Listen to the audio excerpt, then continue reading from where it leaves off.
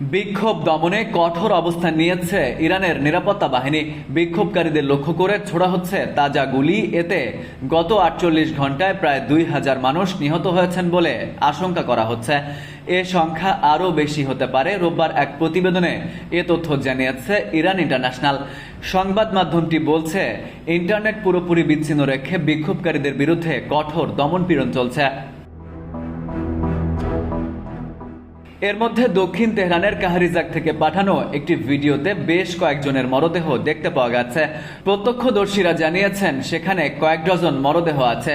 এছাড়া একটি ইন্ডাস্ট্রিয়াল শেডের কাছে আরও কয়েকজনের মরদেহ পড়ে থাকতে দেখা গেছে।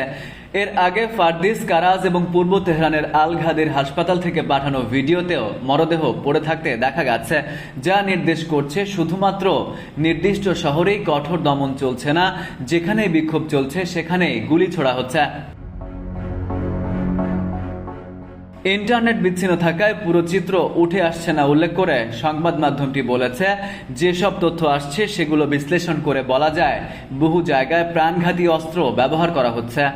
উত্তরাঞ্চলের শহর রাশদের এক চিকিৎসক ইরান ইন্টারন্যাশনালকে জানিয়েছেন শুধুমাত্র একটি হাসপাতালেই অন্তত 70টি মরদেহ আনা হয়েছে। সূত্র জানিয়েছে, তেহরানের বিভিন্ন অংশ এবং কারাজের ফারদিসে সবচেয়ে বেশি সহিংসতা হচ্ছে। এছাড়া অন্যান্য জায়গা থেকেও বিক্ষোভকারীদের উপর ব্যাপক হারে গুলি ছোড়ার তথ্য আসছে। সাধারণ ইন্টারনেট বন্ধ থাকায় ইলন মাস্কের স্টারলিং স্যাটেলাইট ইন্টারনেটের মাধ্যমে বেশ কয়েকজন হত্যাকাণ্ডের ভিডিও পাঠাচ্ছেন বলেও জানিয়েছে সংবাদ মাধ্যমটি। Farid Ahmed, IBTV USA।